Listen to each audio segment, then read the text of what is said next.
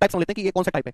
थोड़ा सा मुश्किल है ये, अभी तक जितने भी टाइप समझाए इसमें आपको डिस्टेंस गिवन होगी, डिस्टेंस डिस्टेंस का रेशियो गिवन होगा, रेशियो से काम चल जाएगा। तो डिस्टेंस गिवन होगी, या तो डिस्टेंस गिवन होगी, डिस्टेंस का रेशियो, डिस्टेंस का रेशियो, और आपको स्पीड दी होगी, स्पीड आपको डिस्टेंस दी होगी या डिस्टेंस का रेशियो, और आपसे एवरेज स्पीड पूछा जाएगा। ठीक है ना स्टूडेंट, आप बोलोगे हाँ जी सर समझे। जैसे सवाल देखो, पवन एक्स से वाई तक 10 की स्पीड से जाता है, फिर वाई से जेड तक 15 की स्पीड से जाता है, फिर जेड से डब्ल्यू तक 20 की स्पीड से जाता है।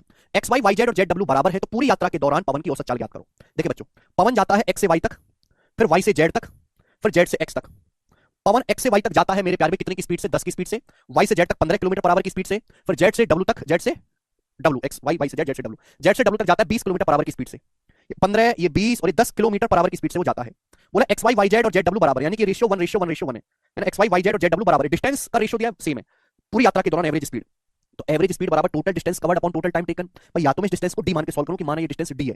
देखो बच्चों, मुझे निकालना है टोटल डिस्टेंस बटे टोटल टाइम। अच्छा, टाइम क्या होता है? टाइम बराबर होता है डिस्टेंस बटे स्पीड।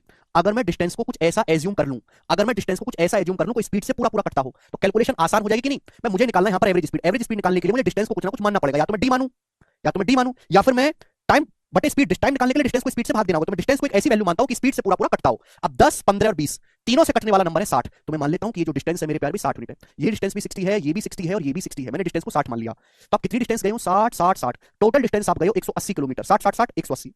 भाई ये 60 जाओगे आप 10 की स्पीड से कितना समय लगेगा? 6 घंटे लगेगा प्लस। ये 60 जाओगे 15 की स्पीड से कितना समय लगेगा? 4 घंटे लगेगा प्लस। ये 60 जाओगे 20 की स्पीड से कितना समय लगेगा? 3 घंटे लगेगा। तो टोटल आपकी एवरेज स्पीड आ गई 180 बटे 13, यानी कि बटे 13 आएगा। अब 13 से 180 को भाग देंगे तो 13 बार जाएगा, 13 से ही 11 बटे 13 किलोमीटर पर आवर आंसर है। तो ये होगा इस टाइप का सवाल।